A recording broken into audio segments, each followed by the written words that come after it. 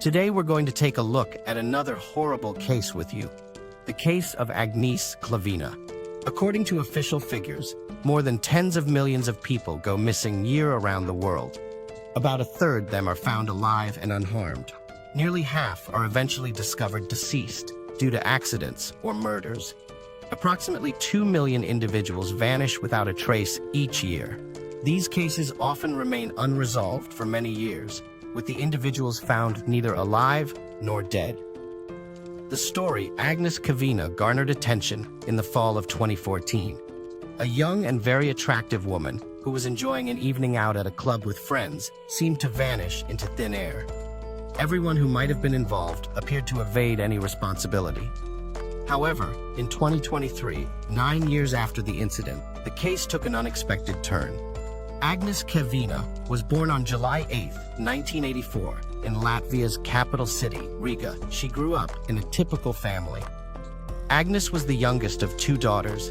Her sister Greta was only a couple of years older, leading to a close and nearly inseparable bond between them. Their parents endeavored to provide both daughters with quality education and ample opportunities to pursue their dreams. Agnes emerged as a sociable, cheerful, and very active individual from an early age.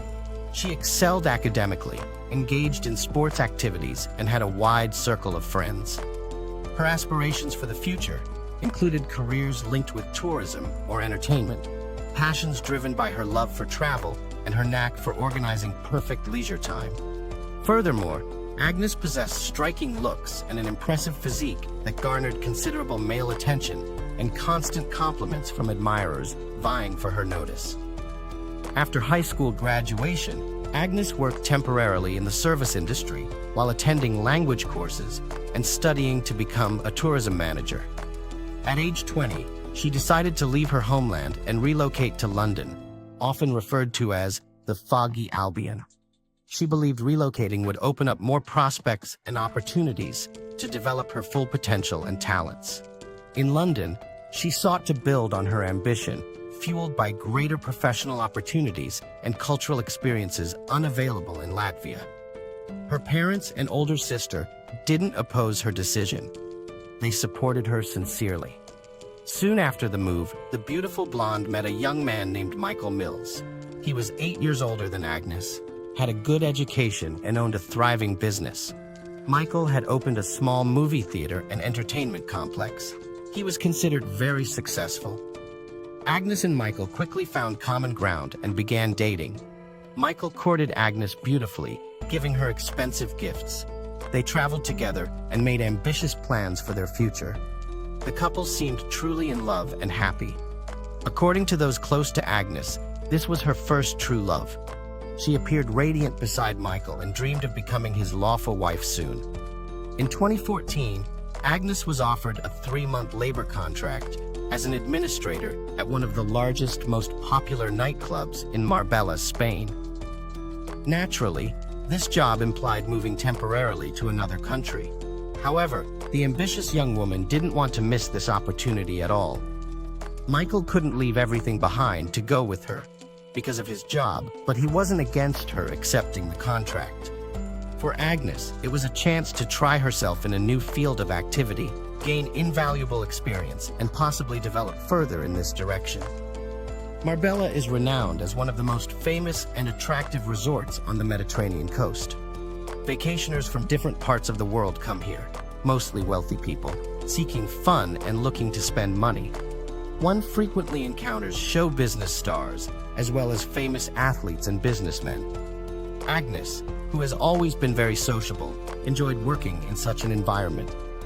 Before moving, she visited her family in Latvia to inform them that she had signed a favorable employment contract for 3 months. She and Michael were planning their marriage. Dad, Mom, and her sister were genuinely happy for Agnes and wished her luck. At the end of May 2014, Agnes packed only the essentials for 1 season and went to work in sunny Spain. Her lovers stayed in London, but they called each other daily and communicated via video link, sharing everything that was happening in their lives. Agnes actively maintained her profiles on various popular social networks. She posted daily photos, small videos, and stories. She garnered many followers who closely followed her activities and work. It was evident that Agnes was living an engaging and busy life that she enjoyed every day. After the end of her employment contract, she decided to remain in Spain for a couple more months. It was the beginning of the velvet season at the resort, which presented an opportunity to earn good money. She consulted her boyfriend about this decision. He supported her and promised to visit because they had missed each other. Agnes quickly secured a job as a hostess in a high-end restaurant and renewed her lease. Michael visited her in September as planned. They enjoyed their time together, planned their wedding, and chose a honeymoon destination. Less than a week later, Michael returned to London while Agnes continued working in Spain for another month. She planned to visit her relatives before flying back to England to reunite with her lover. Sadly, these plans were not destined to be fulfilled. On September 6th, Agnes went with friends to a popular nightclub on the Costa del Sol. A few hours earlier, she had informed her fiancé of her plans. He did not object to Agnes enjoying herself with friends. They had fun, took pictures together, which Agnes posted on her online profile that night. According to those who saw her on that fateful evening, she wore a stunning short dress and carried a tiny white clutch handbag. Toward morning, as the friends were preparing to go home, Agnes mentioned she planned to stay a little longer and then take a cab. She was always quite serious and responsible, and she hadn't had much to drink. So her companions saw no reason for concern at that moment. When the friends said goodbye and headed for the exit, Agnes was talking to a man who had bought her a cocktail and appeared eager to gain her favor. After that night, Agnes was never seen again. It seemed as though she had simply vanished into the crowded nightclub. No one could recall what time or with whom the blonde left the establishment or where she went afterward. The next day, Agnes did not show up at work. When attempts to contact her were made, it became clear that her phone was switched off. Concerned colleagues and friends were the first to raise the alarm, but found that the police were slow to respond to their report of a missing person. Toward evening, a worried Michael called Agnes's mother. He explained that he had been unable to reach his fiancée all day, a situation that had never occurred before. The following day, Agnes's parents and Michael jointly tried to contact the Spanish police to report her disappearance. However, they were informed that relatives had to file such a report in person for it to be considered. After hearing this, Michael and Agnes's family took the next flight to Marbella. In the end, the missing persons report was filed by them 5 days after Agnes disappeared without a trace. The first place checked was the apartment Agnes had rented. It appeared as though she had simply stepped out briefly and would return soon. Documents, money, and some expensive pieces of jewelry remained in place. The refrigerator was stocked with prepared food items, and on her bed lay several outfits from which she seemingly chose what she wore on her last night out. It became evident that Agnes hadn't returned home since going out with friends. Her phone was turned off. She left no posts on social media and did not respond to any messages. It wasn't until then that the police started looking into Agnes's disappearance, but unfortunately, precious time had already been lost. Friends and family of Agnes began putting up flyers around the city with her picture, asking for help in locating her. The media picked up the story. Her images featured on television news and made it to the front pages of local newspapers. The leads and clues emerged after police examined footage from CCTV cameras, both inside and outside the entertainment venue. However, there were issues because by then, all files had been erased. Authorities needed specialists and assistants to retrieve them. Their efforts weren't wasted because a camera at the exit to the parking lot showed Agnes around 6 a.m. leaving the club with a man, and it was clear this wasn't of her own accord. This last footage showing Agnes alive was scrutinized in detail. The closer experts looked, the more alarming it appeared. Agnes was being led by a large man, and it was evident she was walking under duress since he held her tightly by the waist. She appeared scared, attempted to break free several times, and spoke emotionally, but the man persistently directed her towards the parking lot, where he practically forced her into his Mercedes A63. When this large man pushed her into the car, another man was already inside while he moved towards the driver's seat. Agnes managed to open the car door trying to escape, but at that moment, a doorman nearby intervened as instructed by a gesture from the driver. The doorman pushed her back into the car before receiving an apparent cash reward from the driver for his assistance. Approximately 6 minutes after Agnes entered the vehicle, her phone was switched off and hasn't been turned on since then. Tracking further movement of the vehicle proved impossible due to lack of CCTV coverage along their route. It became obvious that these men were likely among those who last saw Agnes before she went missing. The case was shrouded in secrecy from the outset. Everyone involved in the investigation signed non-disclosure agreements, and information was tightly controlled. Not only was the press kept at bay, but even Agnes's loved ones received almost no updates. For the first few months, her parents and fiancé were left in the dark. They were simply told that an investigation was underway and that it's too early to draw any conclusions. Given that Agnes not communicated in this period, there was little hope she was still alive. Michael periodically gave interviews pleading for assistance to find his fiancée. However, no responses to his appeals were forthcoming. It wasn't until 6 months later that relatives were shown footage from club cameras and provided with the names of the 3 men last seen with Agnes. The large man who forcibly took Agnes out of the club and pushed her into a car was identified as Wesley Capper, the son of a well-known and influential British millionaire. In the passenger seat sat his longtime associate Craig Porter, who had no particular occupation and frequently appeared on police radar. The third individual was a doorman named Shion Usman. Both Porter and Usman stated under interrogation that they were innocent, asserting that Agnes had entered the car willingly. According to Capper, he and his friend noticed a beautiful blonde woman at the club and approached her to introduce themselves. They claimed she was already fairly drunk, contradicting her friend's statements, but didn't refuse a drink when offered one by Capper. Wesley then suggested continuing the party at his luxurious country house, an invitation Agnes allegedly accepted. However, they asserted that while en route, Agnes changed her mind about attending Wesley's party and asked to be dropped off in the middle of their journey, saying she would take a cab home instead. The man asserted that he had dropped the passenger off at her requested location, an unlit stretch of road. This area notably lacked CCTV cameras. Craig Porter, however, could neither confirm nor deny Wesley Capper's words.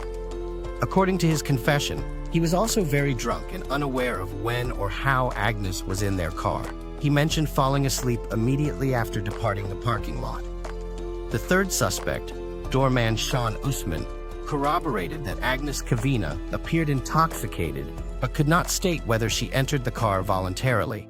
He did confirm that when the car came to a stop, she opened the door and nearly fell out due to her condition. At the driver's request, Usman closed the door and received a substantial tip for his actions. When questioned about whether the woman's actions suggested an escape attempt, he indicated he did not believe so and attributed it to her intoxication. He added that Agnes neither screamed nor sought help. Footage later surfaced showing Wesley Capper leading Agnes into the car by her waist and wrist with considerable force. His defense was that Agnes felt dizzy and he was simply holding her to prevent a fall. Subsequent investigation uncovered another curious yet disturbing video from Soto Grande in southern Spain at the port of Puerto de la Dua. This footage featured John Capper's luxury yacht being moored there. John Capper is a millionaire and father of one of the suspects. Dated September 10th, 4 days after Agnes's disappearance, it shows Wesley, Craig, and 2 other men boarding the yacht carrying a large suitcase, which appeared quite heavy, as well as a rolled-up carpet. Upon their return to Puerto de la Dua a few days later, they had no luggage with them. He claimed that he and his friends had sailed to Ibiza to have fun. The suitcase, he said, contained their belongings, and what the investigation mistook for a carpet was actually bedding. Where it all subsequently went, he could not explain. A thorough search of Wesley's yacht and automobile yielded no results, as both had been cleaned and dry cleaned, as help destroying any traces of DNA. However, a long blonde hair was found in the trunk of the car, but it was not possible to establish its origin because this crucial evidence mysteriously evaporated during the investigation. At the trial, the prosecution highlighted another curious detail. A few hours after Agnes was in the defendant's car, Capper called emergency services several times, but each time dropped the call without waiting for an answer.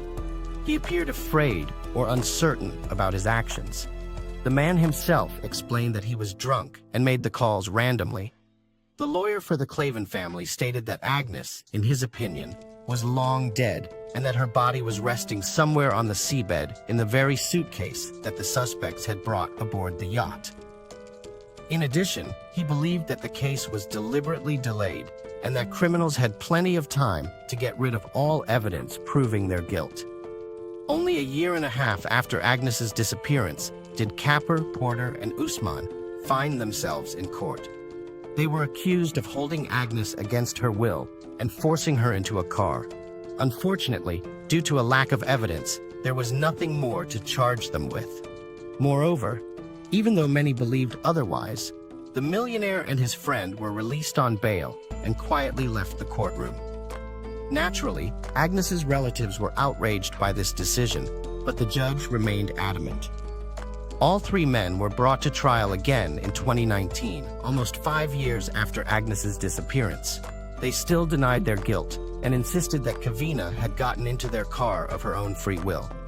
The prosecutor asked for Usman to be considered an accomplice to the crime because he helped drive away the victim. Usman could have received a sentence of 5 years in prison. He delivered a passionate speech, stating that he was among the suspects due to the color of his skin and the lack of opportunity to hire a good lawyer. The money he earned, it was sent to a starving family in Africa. Capper's and Porter's lawyers argued that their clients were only guilty of persuading Agnes to get into the car, not of forcing her. In their view, the young woman was dropped off on the road as she had requested. While waiting for a cab to go home, she could have been kidnapped and killed by third parties, given that Agnes was drunk and unable to offer much resistance. The judge's verdict surprised and angered the relatives of the missing young woman because none of the defendants were punished meaningfully. Usman was cleared of all charges. Capper received a sentence of 2 years for taking advantage of Agnes's drunken state to persuade her to get into his car. Porter received 6 months for complicity. In reality, neither man spent a single day in prison as their sentences were suspended. They paid Agnes's family £101,000 in compensation, a sum her family found ridiculous. Discouraged by the decision, Agnes's family appealed. During this time, both defendants managed to break the law once again. Capper, under the influence of alcohol and drugs, knocked down a woman and fled the scene. Porter and his friend, also drunk, stole a car after beating its owner severely. Despite these serious crimes, Capper received only probation due to the expertly crafted defense by his lawyers. He paid substantial compensation to the family of the woman who died under his car's wheels and remained at large.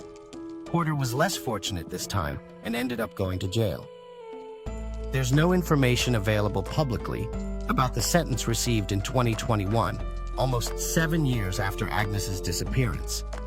The prime suspect, Wesley, had been living a rather immoral lifestyle, indulging in alcohol and illicit substances. This severely impacted his health. Just when he thought he had overcome the illness, he suffered a stroke. Wesley died on July 26, 2021, at the age of 44. At that time, Agnes's parents filed another appeal with the court. However, since the suspect is deceased, prosecution is no longer feasible. Regardless of what the Supreme Court decides in this challenging case, there was an unexpected twist 9 years later.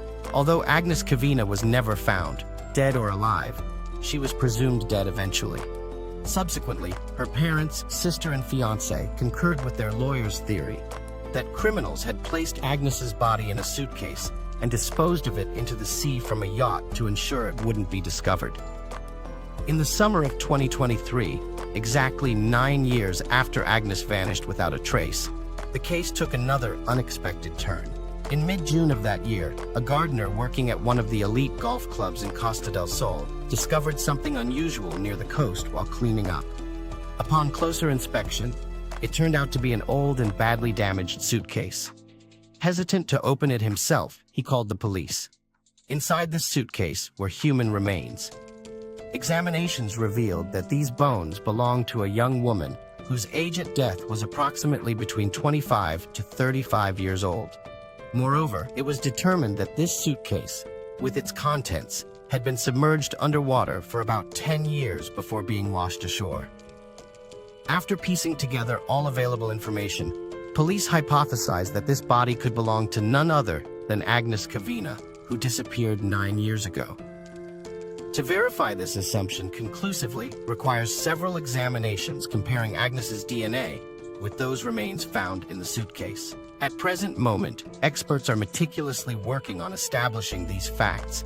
However, details surrounding this investigation have not yet been made public. Should their suspicions be validated, it would provide grounds for reopening the case and pursuing legal action against any surviving suspects involved in her demise. Massive search going on right now at the New Hampshire home where the missing little girl's father and stepmother used to live. Harmony Montgomery vanished while in her father's custody years ago at the age of 5. Investigators may have a new lead in the Harmony Montgomery chase 3 years after the little girl was last seen. I think the FBI's here say there's something. There's something here. I found there's gotta be thing. I think there's something in the city. In December 2021, the name Harmony Montgomery first hit headlines across the United States of America when a missing persons investigation was launched to find the 7-year-old girl. Since then, her father and stepmother have both been arrested and charged. The home where she used to live in Manchester, New Hampshire, has been searched for days on end, and the reward for information leading to her discovery has topped $140,000. But here's the strange thing. Before all of this, nobody seems to have set eyes on Harmony for more than 2 years. So, who is Harmony Montgomery? Why did it take so long for anyone to notice that this little girl has gone missing? Where has she been at all this time? And is it now too late to save her life? Hi, and welcome to Mysterious 7. I'm Michael, and today I want to take you guys through the story of little Harmony Montgomery, who dropped off the face of the earth back in 2019. Little Harmony wasn't born under a lucky star. Both her parents have a problematic history of substance abuse, and she had to cope with a visual disability in one eye through all of that. Her mother, Crystal Sorey, a resident of Massachusetts, lost custody due to addiction problems when her daughter was just about 4 years old. Sorey had to surrender Harmony to the state in the summer of 2018. After that, the girl's father, Adam Montgomery, secured sole custody in February 2019 and moved her to New Hampshire. Harmony was living with her father, Adam, as well as his wife, Kayla Montgomery, and their children at the property at the time when she went missing. The little girl had been in and out of foster care for much of her life, according to her files. Sometimes kids do get caught up in the legal system for years at a time. But Harmony wasn't one of the kids who slipped through the cracks of the foster care system. She went missing from her own father's house, and he never reported the matter, nor tried to reach out for help, nor find his daughter. So what exactly is his involvement in the disappearance of his child? Police said they first became aware of the case when they received a call from the girl's mother, Crystal Sorey, in November 2021. She had been trying to locate her daughter for months, but said she had been blocked by her ex-husband from contacting her. She said she last saw her daughter during a FaceTime video call with Adam Montgomery around Easter 2019. Sorey told the police that since then, she unsuccessfully made attempts to find Harmony by contacting various schools and driving by addresses associated with Adam Montgomery. She said last year, he and his partner Kayla blocked all communication with her. According to news reports, Sorey had been sharing concerns over Harmony's well-being with Blair and Jonathan Miller, a couple who fostered and eventually adopted Harmony's younger brother Jameson in June 2019. The two were also actively trying to make a connection with Harmony and told Sori multiple times they'd adopt her if the need arose. Harmony spent a lot of time in foster care with her younger biological brother, Jameson. It seems that the couple, who said they repeatedly told Harmony's mother that they were willing to adopt the girl if need be, was very much interested in the hunt for the missing child. The couple actively tried to make contact with Harmony throughout the past 2 years, as they said Jameson missed her and that he'd cry at night for her. The couple said they weren't ever able to speak with Harmony and kept in touch with Sori about her attempts to open a line of communication with the girl's father.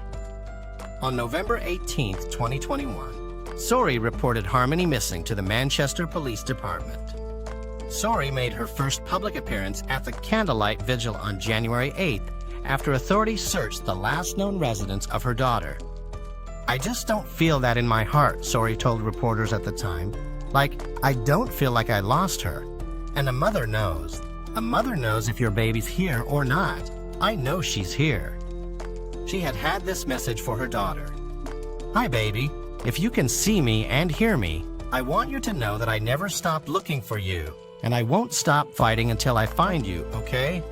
You stay strong, and Mommy's right here fighting for you. I love you." Now, this is where the timeline of events starts to get confusing. And that's typically the point in any investigation when you know someone has been lying. Mrs. Sori told police she had not been able to contact her daughter since they spoke on a video call in April 2019. After that, she said, Montgomery cut off all contact between her and her daughter. But Montgomery claimed to investigators he last saw his daughter around Thanksgiving 2019, claiming that Mrs. Sori had picked up her from Manchester to take her to live with her. The criminal complaint says that Montgomery claimed to believe his daughter.